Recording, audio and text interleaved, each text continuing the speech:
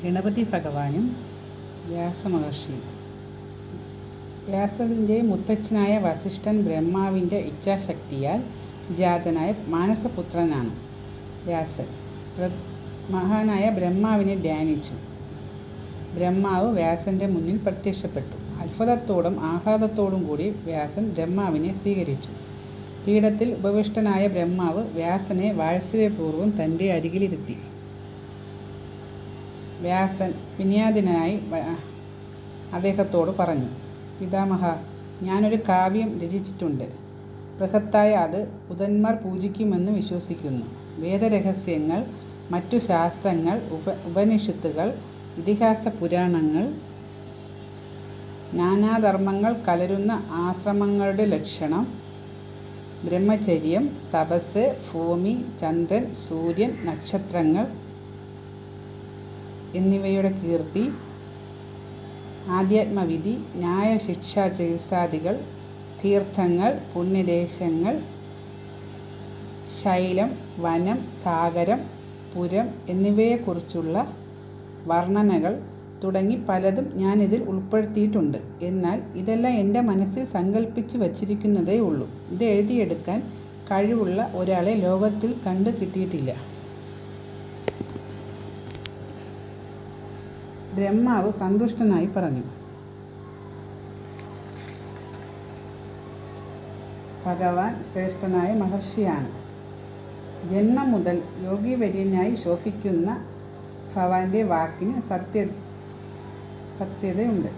അങ്ങ് വിഭാവനം ചെയ്തിട്ടുള്ള കാവ്യത്തെക്കാൾ മിച്ചപ്പെട്ട ഒരു കാവ്യം നിർമ്മിക്കാൻ ഈ ഭൂമിയിലുള്ള ഒരു കവീന്ദ്രനും സാധ്യമല്ല. അങ്ങ് വിഘ്നേശ്വരൻ്റെ സഹായം തേടുക.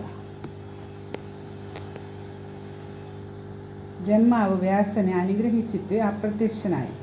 വ്യാസൻ ഉടൻ തന്നെ ഗണപതിയെ ധ്യാനിച്ചു. ഭക്തപാരായണനായ ഏകാന്തൻ വ്യാസമഹർഷിയുടെ മുന്നിൽ പ്രത്യക്ഷപ്പെട്ടു. മഹർഷി അദ്ദേഹത്തെ താണുവണങ്ങി പീഠം നൽകി.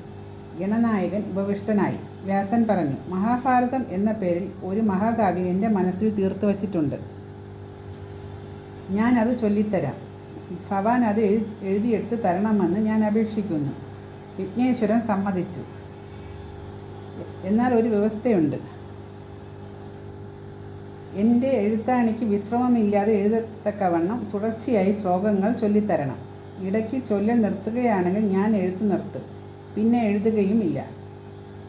വ്യാസൻ ഒരു നിമിഷം ആലോചിച്ചു. ഗണപതി ഭഗവാന്റെ വ്യവസ്ഥ സ്വീകരിച്ചു. പക്ഷേ ഗണപതി പാലിക്കേണ്ട ഒരു വ്യവസ്ഥ തനിക്കും പറയാനുണ്ടെന്ന് അദ്ദേഹം ഗണപതിയെ അറിയിച്ചു. എന്താണ് താൻ പാലിക്കേണ്ട വ്യവസ്ഥയെന്ന് ഗണപതി ജിജ്ഞാസയോടെ ആരാഞ്ഞപ്പോൾ വ്യാസൻ പറഞ്ഞു, ഞാൻ ചൊല്ലിത്തരുന്ന ശ്ലോകങ്ങളുടെ അർത്ഥം മനസ്സിലാക്കിയിട്ട് വേണം അത് എഴുതിയെടുക്കേണ്ടത്. അർത്ഥം ഗ്രഹിക്കാതെ എഴുതരുത്. ഗണപതി ഹൃദ്യമായിട്ട് ചിരിച്ചപ്പോൾ കുടവേർ നല്ലതുപോലെ കുലുങ്ങി. വ്യാസൻ്റെ ഗീതം മനസ്സിലാക്കി അദ്ദേഹത്തെ മനസ്സാ ആശ്ലേഷിച്ചു. വ്യാസൻ്റെ വ്യവസ്ഥ അംഗീകരിച്ച് ഗണപതി ശ്ലോകങ്ങൾ എഴുതിയെടുത്ത് കൊടുക്കാമെന്ന് സമ്മതിച്ചു. വ്യാസൻ ശ്ലോകങ്ങൾ ചൊല്ലിക്കൊടുക്കാനും ഗണപതി എഴുതിയെടുക്കാനും തുടങ്ങി. കുടത്തിൽ നിന്നുള്ള ജലപ്രവാഹം കണക്കെ വ്യാസൻ ശ്ലോകങ്ങൾ ചൊല്ലി. വരണ്ട ഭൂമി വെള്ളം വലിച്ചെടുക്കുന്ന വേഗത്തിൽ ശ്ലോകങ്ങൾ ഗണപതിയുടെ എഴുത്താണി ഓലകളിലേക്ക് പകർത്തി.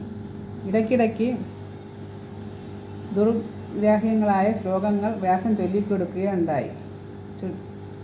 അതിൻ്റെ അർത്ഥം ഗ്രഹിക്കാൻ നിമിഷനേരത്തേക്ക് എഴുത്തു നിർത്തി ഗണപതി ആലോചനാ നിമഗ്നനാവും. ആ തക്കം നോക്കി അടുത്ത് ചൊല്ലിക്കൊടുക്കേണ്ട അനേകം ശ്ലോകങ്ങൾ വ്യാസൻ മനസ്സിൽ വാർത്തെടുക്കും. മഹാഭാരതത്തിൽ കാണുന്ന ഗൂഢാർത്ഥ ബന്ധത്തോടു കൂടിയ ശ്ലോകങ്ങൾ ഇപ്രകാരം ഗണപതിയുടെ ത്വരിതഗതിയിലുള്ള എഴുത്തിനെ നിയന്ത്രിക്കാനായി വ്യാസൻ ചമച്ചിട്ടുള്ളതാണ്. 1,00,000 ശ്ലോകങ്ങളാണ് വ്യാസൻ ചൊല്ലിക്കൊടുത്തത്. 3 വർഷം കൊണ്ടാണ് മഹാഭാരതം രചിച്ചത്. അതൊരു മഹാ അത്ഭുതമാണ്.